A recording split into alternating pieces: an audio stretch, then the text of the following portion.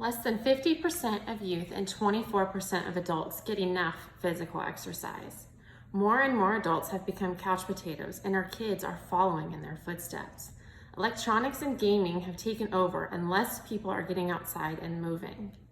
I start 5 to 7 mornings a week with some sort of physical exercise.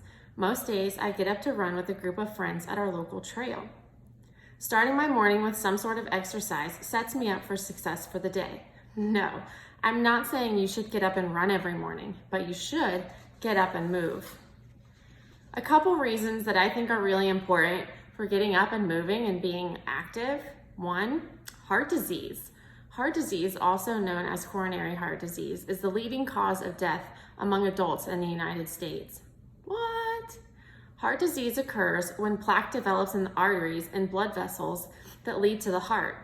This blocks important nutrients and oxygen from reaching your heart. Some risk factors for heart disease are obesity, high cholesterol, eating an unhealthy diet, clinical depression, and smoking. With every step, walking offers benefits and some of the best exercise for heart health.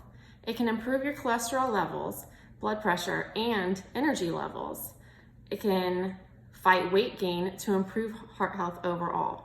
Walking can also reduce stress, clear your mind, and boost your mood.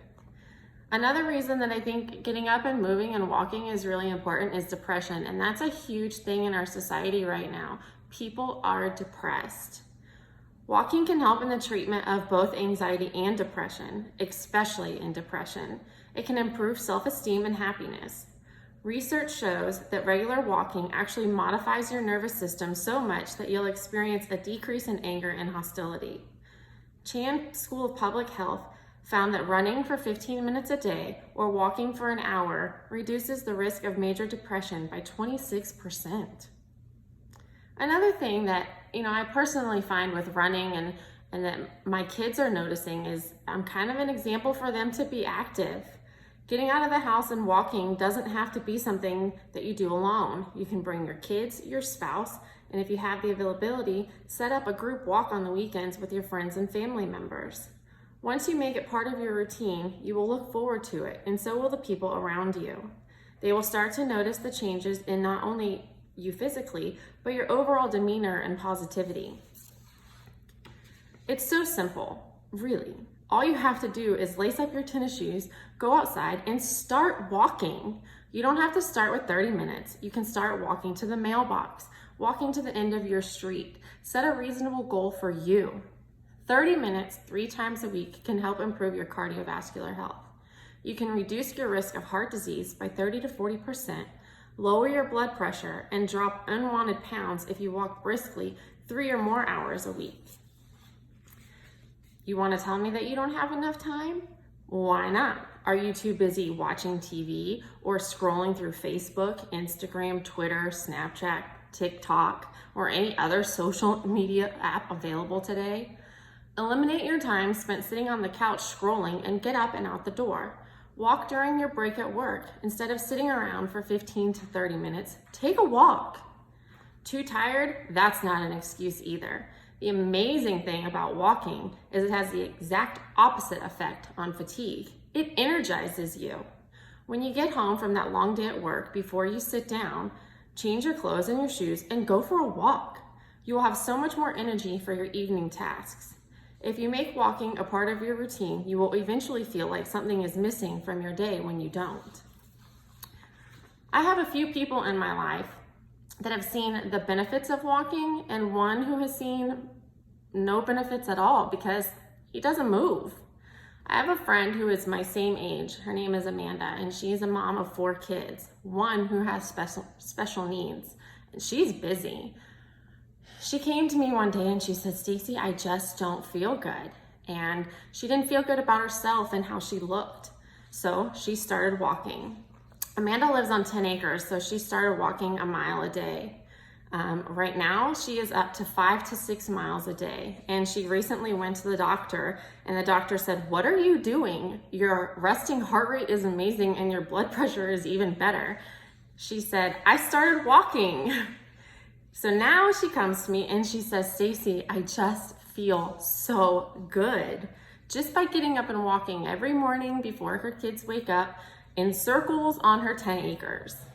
My grandmother, 10 years ago, I worked in the ER in the business office, and she came into the ER as a patient with some stomach pain. After about 30 minutes of triage and testing, it was discovered that she had had a heart attack. And while in the ER, she started having another heart attack, and I witnessed it. She was taken to the cath lab where they removed a pretty significant block in a couple of her arteries. It was a pretty scary time, and I didn't know if I was gonna lose my grandma. After she recovered and was better, the first thing that she started doing was walking. She lives a block from the trail, and she got up, and every day she went out and she walked, and she dropped a ton of weight, and now her cardiologist says that she is insanely healthy and she's doing fantastic.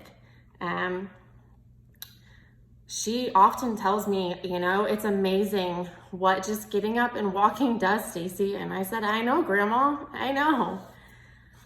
Unfortunately, my father-in-law has not had the same motivation, and after smoking for 40 plus years, he was diagnosed with COPD and emphysema, which are diseases that attack your lungs.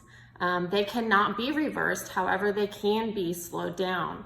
And upon diagnosis from his doctor, he was advised to get up and start moving, walk around your house, walk around your neighborhood, walk down to the end of the driveway, walk down the sidewalk, set small goals, but you just have to get up and move. And he didn't listen. Currently, my father-in-law can barely get off the couch without significant breath loss, and he wheezes when you sit next to him, and he just is not doing well, and he's at the point where it's too late. And that's sad, because all he had to do was get up and walk. You know, there's some easy ways to do it. Set a goal. I challenge you to set a goal to walk for 10 minutes the first day. Set an alarm.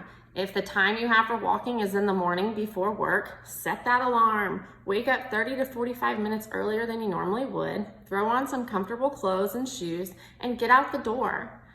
Go to the doctor for a physical. Find out what your blood pressure and your resting heart rate are right now. Explain to your doctor what you are hoping to accomplish. Maybe the doctor has a recommendation, and then ask if you can come back in 3 months for a follow-up visit. I guarantee they won't say no.